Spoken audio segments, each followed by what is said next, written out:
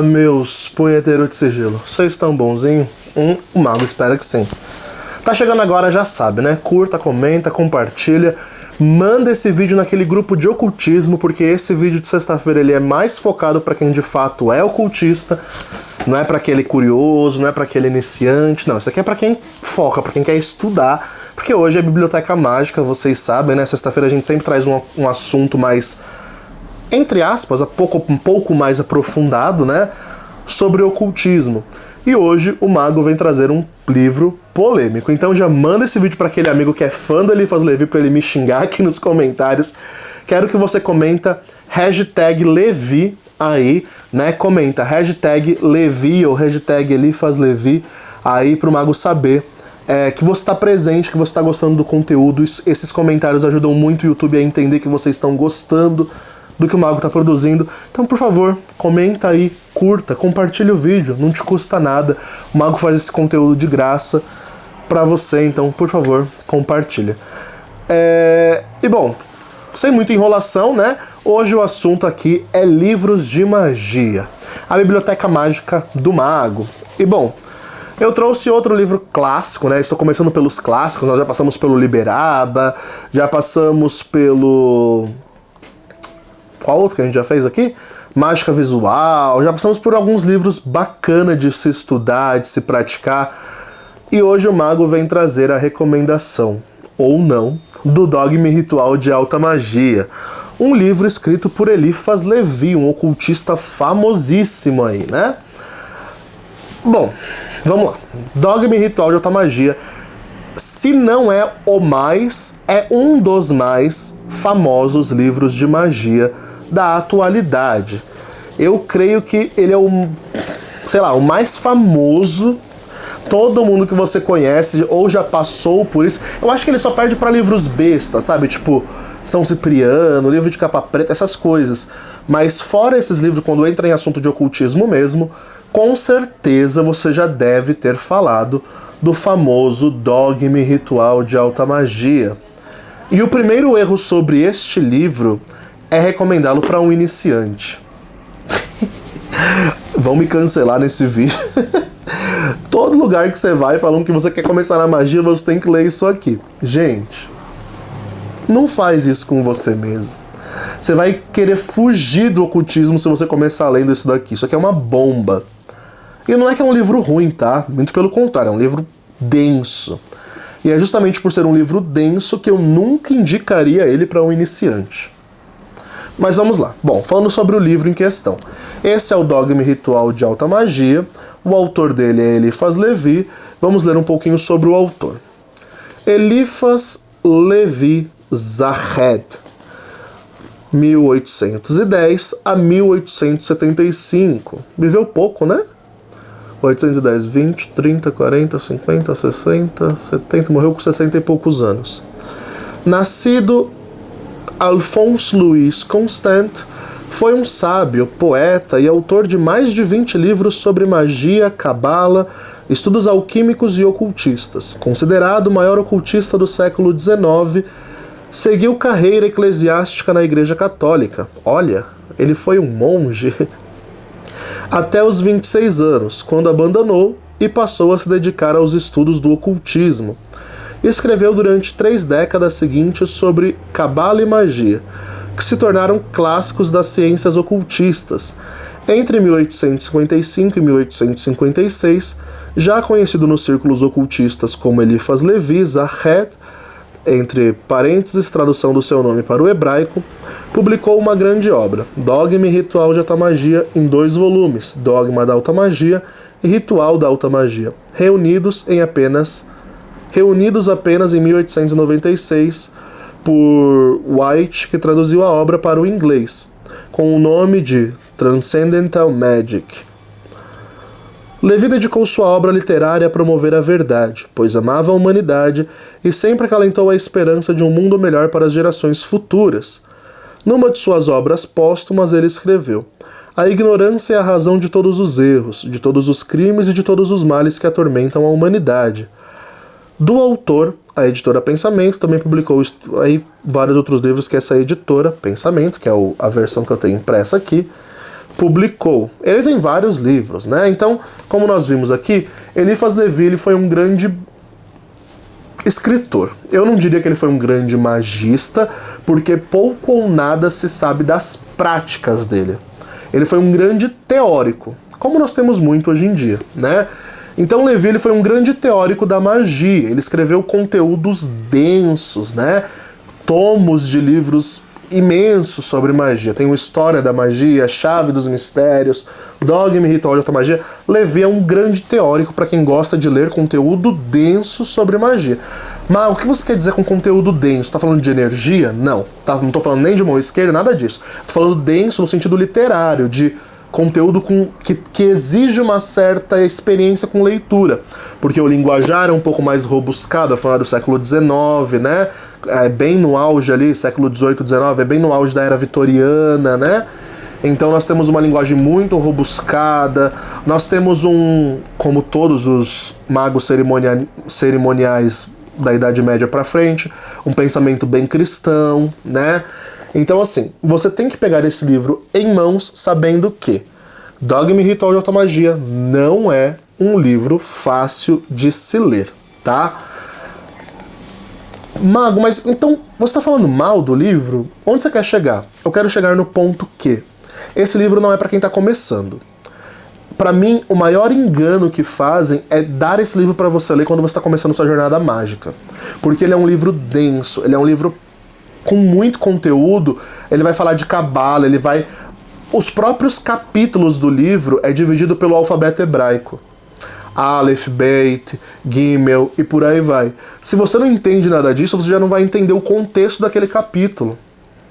Então assim, você tem que no mínimo já ter estudado cabala, pelo menos uma introdução de anjos, de daimons, de magia versus bruxaria, entender o que ele diz aqui com alta magia versus feitiçaria, o conceito de cristianismo envolvido no ocultismo na Renascença. Se você não tiver toda essa contextualização, você vai pegar isso aqui, vai tentar ler de uma forma literal e você vai falar, nossa, que bosta, e vai jogar longe. Esse livro, ele é um tesouro para quem já tá no caminho. E por que o Mago tá trazendo isso logo agora? Porque muita gente quer começar na magia com isso aqui. E não. Esse não é um livro para iniciantes. Sinto muito lhe dizer isso. Talvez... Assim, foi um dos primeiros livros de magia mesmo, cerimonial, que eu tive acesso. E na época, eu, um adolescente, foi um dos motivos pelos quais eu não queria fazer magia cerimonial antes, né, de ser frade e tudo mais. Porque isso aqui, gente, é um saco de ler. Pra ser muito honesto, é uma linguagem robuscada, é um linguajar difícil, fora que ele tem um segredo, ele tem uma chave de leitura própria. E se você não for introduzido nesse segredo iniciático do livro, você não vai conseguir aproveitar ele da forma correta. E vamos lá. Bom, para trazer uma introdução, essa edição que eu tenho, se eu não me engano, é uma das últimas que lançaram. Antes dessa tinha uma outra edição que eu já tinha lido também, que era a capa do Bafomé, que parece um livro de satanismo, né? Mas não tem nada a ver, é o Bafomé, uma capa vermelha, meio tenebrosa, né? Que é outra edição. Essa edição aqui é pela editora Pensamento, né? É uma boa edição, tá? Uma boa edição do livro. E olha que interessante, aqui fala que a primeira edição do Dogma e Ritual de Alta Magia data de 1914. Golden Dawn, né? Golden Dawn que traduziu tudo, que trouxe tudo pra nós. E aí essa edição ela surge em 2017 e a reimpressão em 2018. Então esse livro aqui é de 2018 praticamente, né? Essa edição que eu tenho em mãos. O que você precisa saber sobre o Dogma e Ritual de Alta Magia caso você já queira lê-lo? Primeiro, ele é um livro de abordagem teórica e prática junta. Isso dividia ele em duas partes. Esse livro, originalmente, ele era 2 livros separados, mas que deveriam ser lidos juntos. Como assim, Mago? Se você pegar o Dogma e Ritual de Alta Magia, você vai ver que ele tem... Deixa eu pegar aqui. Vamos lá. Volume 1º, Dogma. Você pode ver aí. Volume 1º, Dogma. Aí ele vai falar toda a parte dogmática da magia, a parte mais teórica da magia. E aí chega uma hora que isso acaba, né? E vem a parte ritual, né? Que seria a segunda parte ou o segundo livro, né? Ou seja, aqui nós temos então 2 livros em um só. Só que o que ninguém te fala, que eu não sei porquê, na verdade eu sei. Esse é um livro feito de iniciado para iniciado. Então não é um livro para qualquer profano ler, né? Por ser um livro iniciático, para iniciados, ele é um livro que só quem é iniciado sabe a chave de decifração de leitura. E é por isso que você não vai encontrar a chave de leitura dele. Mas eu vou passar aqui para vocês como você deve ler o Dogma e Ritual de Alta Magia. Porque é bem simples, na verdade. Você lê um capítulo de um capítulo de outro. Um capítulo de um, capítulo de outro. Capítulo de um, capítulo de outro. Ou seja, é a teoria e a prática. Teoria, prática. Teoria, prática. Parte dogmática, parte ritualística. Parte dogmática, parte ritualística. Se você lê ele do começo ao fim como um livro normal, de cabo a rabo, página por página, você não vai entender o que Eliphas Levi está querendo trazer aqui nesse livro. Então já começa aí. Ele já é um livro super complicado de você ler por natureza. Primeiro ponto negativo desse livro. Ele é um livro de uma linguagem antiga, então ele não é tão acessível para todo mundo. Por isso que eu falo. Ele é um livro para quem já tem alguma experiência em cabala, para quem já tem uma experiência iniciática, para quem já tem uma experiência simbólica. Porque senão você vai ler isso aqui e você não vai entender nada. Ele fala aqui, por exemplo, contra feiticeiros, contra o que ele chama de magos negros, que era o pensamento dos magistas cerimoniais da época dele. Só que se você ler isso aqui hoje e sem entender o contexto histórico de como foi escrito esse livro, você vai... Nossa, mas um mago julgando outros? Você vai ficar meio... Ué. Mas você não pode esquecer que Eliphas Levi foi um padre. O Eliphas Levi ele foi um monge católico, ele foi um clérigo, né? Você não pode esquecer desses detalhes. Porque senão você não vai conseguir entender direito o que ele está querendo dizer em algumas partes, sobretudo da parte ritualística. Então já começa por aí. Ele não é um livro acessível, no sentido de qualquer um pode pegar e ler e vai entender e vai achar mil maravilhas. Não. Segundo, ele tem uma chave de leitura própria que não é dita no prólogo, no prefácio, no... Você vai pegar esse livro, você vai começar a ler ele, vão te fazer uma introdução a ele, mas ninguém vai te dizer, olha, lê um capítulo de um, capítulo de outro. Não, você vai ter que se virar para descobrir isso. Eu fui descobrir isso só a partir da segunda vez que eu peguei isso aqui para ler. Que eu falei, nossa, mas faz mais sentido se eu ler um capítulo, um capítulo, um capítulo, um capítulo. E aí o livro fez sentido. E aí o livro virou um boom na minha cabeça. Eu falei, nossa, agora sim, né? Agora dá para entender isso aqui que ele tá querendo dizer. O Aleph, né? Aleph é a primeira letra, o princípio. Aí ele dá toda a teoria. Aí depois ele dá toda a parte mais prática. Então, gente, é um livro ótimo para quem tem chaves de interpretações dele. Você que é iniciante, que está começando agora, vai pegar isso aqui para ler, você vai ficar mais perdido que sai de um tiroteio. E todo mundo por aí no meio exotérico, ou seja, sem ser no meio iniciático, fala que isso é um livro que qualquer iniciante tem que ler. Que é um livro essencial de magia. Eu não acho, eu discordo totalmente disso. Eu acho que se você quer ler um livro difícil de magia, mas que você pode pegar desde iniciante, que você vai entender o que está escrito, é pegar os 3 livros de filosofia oculta, do Agrippa. Porque ela é um compêndio, você vai ler ele do começo ao fim, não tem muito segredo, ele explica tudo o que ele quer explicar, ele fala tudo o que ele quer falar, sem papar na língua. Agora, Levi não. Levi é complicado, ele tem chave de decifração, ele vem de uma época onde ser ocultista era mal visto, então tudo tinha uma chave de decifração, tudo tinha uma linguagem simbólica, e se você não entender tudo isso antes de pegar esse livro, isso aqui não vai te servir pra nada, tá? E aí é por isso que muita gente lê isso aqui e fala, nossa, Mago, mas magia cerimonial é tão complicado. Na verdade, não é que magia cerimonial é complicado, fazem ser complicado. Fazem ser algo muito difícil. Justamente para que poucas pessoas tenham acesso. E tá tudo bem, eu até entendo e concordo. Porque hoje em dia todo mundo tem acesso a tudo e virou uma bagunça, né? Eu até entendo o pensamento. mais complica a vida de quem quer ler. Então, provavelmente, se você já leu isso aqui, com quase 100% de certeza, na maioria das pessoas, não dá pra generalizar, né? Mas a maioria leu isso aqui errado. Inclusive, eu. A gente leu isso aqui como um livro só. E de cabo a rabo, do começo ao fim. E não é assim que é para ele ser lido. Para você ter uma compreensão verdadeira e exata do que ele está querendo te trazer, do que ele está querendo te dizer, você tem que ler um capítulo de um, capítulo de outro. Mas que buceta! Todos os carros, caminhões e Cândida tá passando aqui ao mesmo tempo, gente. Ai, eu fico pistola com isso. Enfim. Até perdi o que eu tava falando. Então, mas aí voltando, né? Eu vou trazer o índice, porque ele é um livro que chama a atenção, quando você vai pegar o que ele trata, né? O índice dele, né? Então vamos lá.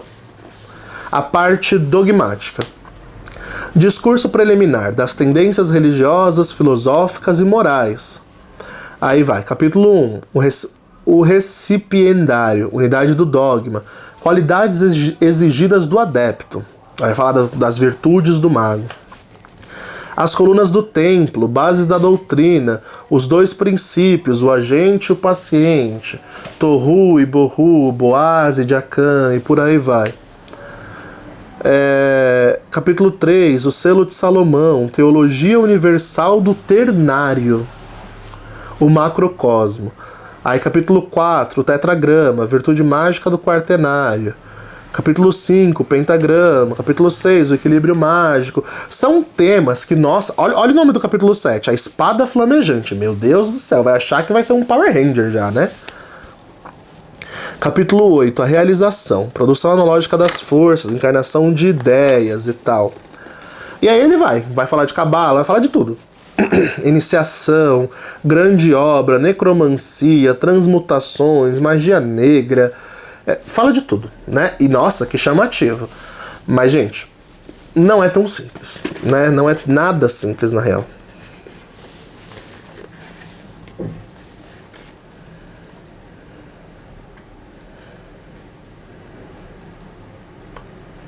Vou ler um trecho de peguei aleatório aqui, qualquer trecho, só para abrir para vocês verem como é difícil a linguagem que ele usa e como é cheia de símbolos. O grande segredo mágico é, pois, a lâmpada e o punhal de Psique. É o pomo de Eva, é o fogo sagrado roubado por Prometeu, é o cetro ardente de Lucifer, mas é também a cruz santa do Redentor. Sabê-lo bastante para abusar dele ou divulgá-lo é merecer todos os suplícios, sabê-lo como se deve saber, para servir-se dele e ocultá-lo é ser senhor do absoluto. Ele fala uma coisa linda aqui nesse parágrafo. Mas para você entender o que ele está falando, você tem que entender do mito de Prometeu, do mito de Adão e Eva, do mito de Lucifer, do Redentor. Várias coisas que ele traz aqui com uma mistureba simbólica para dizer uma única coisa. Entende? Então, assim, ele é um livro denso. Se você não estudou mitologia comparada, se você não estudou simbologia, se você não estudou cabala e tudo que eu já falei aqui, você não vai entender nada disso aqui. Então, não, eu insisto, não é um livro para quem está começando no rolê. E eu sinto informar, por mais que ele trate de assuntos essenciais, nessa parte mais dogmática, né? E muito do que está aqui é o que foi usado pela Golden Dawn para formular seus rituais, posteriormente por Crowley e posteriormente por nós, né? Para você entender o que ele está querendo dizer aqui, você tem que ter uma linguagem simbólica já bem formada. Então eu insisto, gente, não peguem esse livro para ler no começo da jornada de vocês. O Dogma e Ritual de Automagia é um livro bom, ele é um livro excelente, ele é um livro profundo, ele é um livro que se você pegar ele para ler 10 vezes você vai encontrar coisas novas para tirar daqui. De tão profundo que ele é. Esse não é um livro que você lê uma vez e põe na prateleira.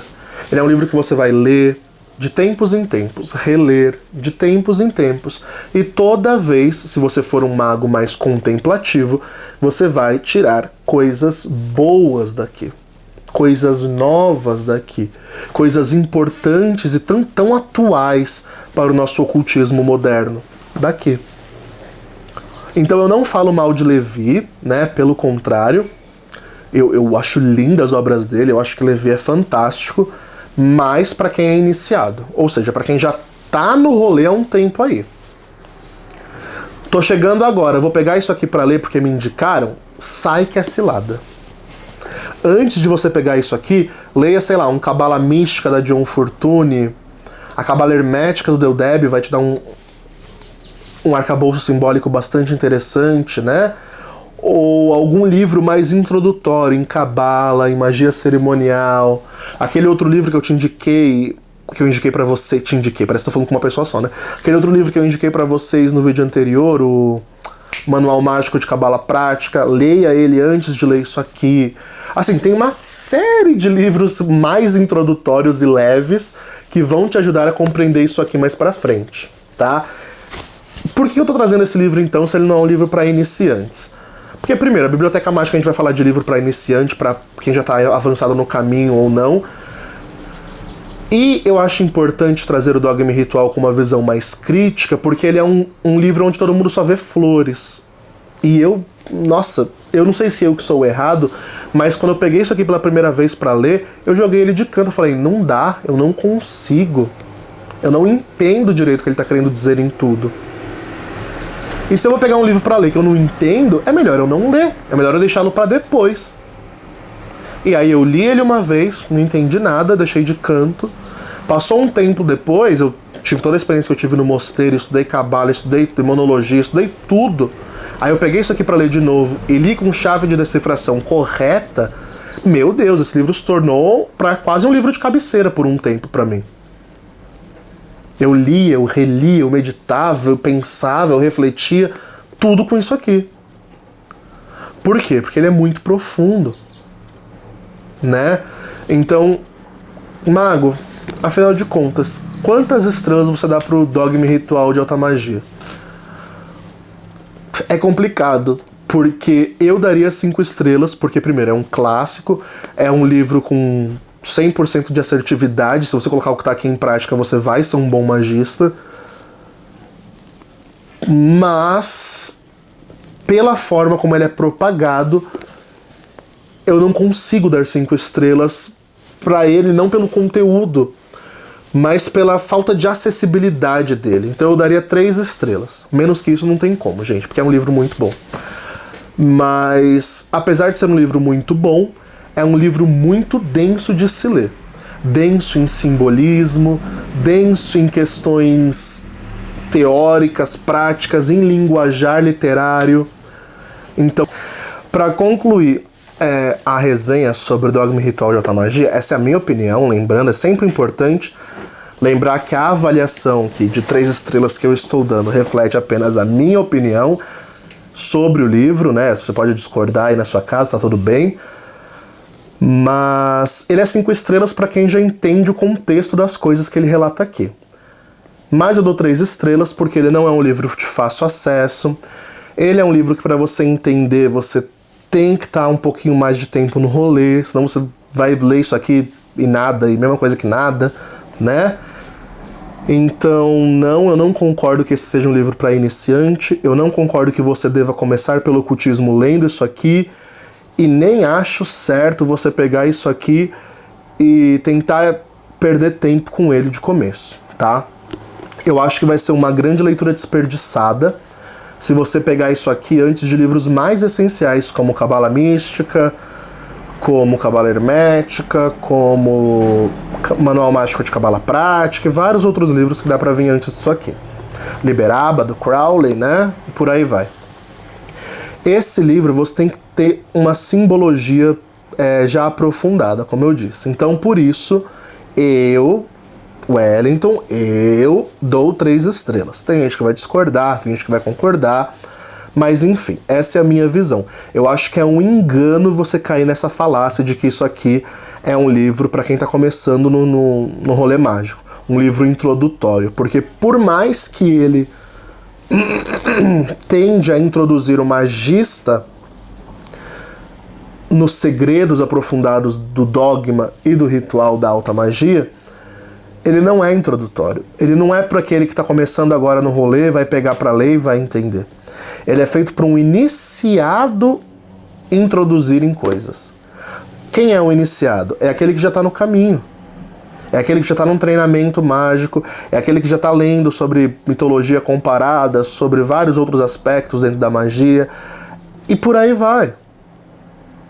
Então ele não é um livro para quem está começando, tá bom? Eu insisto em frisar isso, porque senão você vai se frustrar.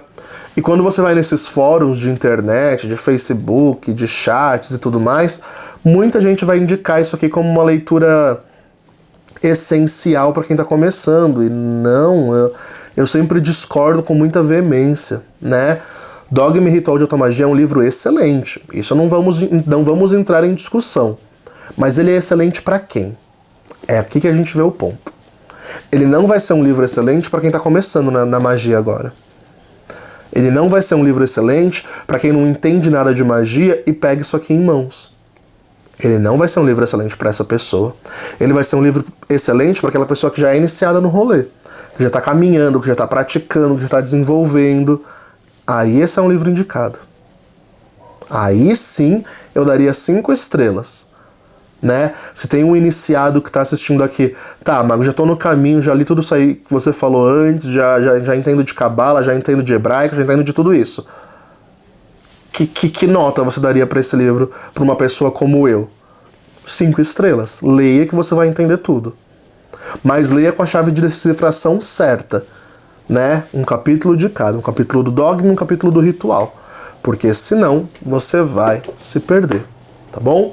Então assim, 5 estrelas para quem já é iniciado. Agora, se você está chegando na magia agora, nenhuma estrela, não vai ler isso aqui. Porque você vai se cansar, você vai se fadigar, você vai chegar numa conclusão de que talvez a magia não é pra você, né? Quando na verdade nós temos livros mais modernos, mais recentes, que esmiuçam isso aqui, como o Liberaba, que eu falei no Biblioteca Mágica passado, que esmiuça isso aqui de uma forma muito mais simples de entender, tá bom? Então é isso, meu povo.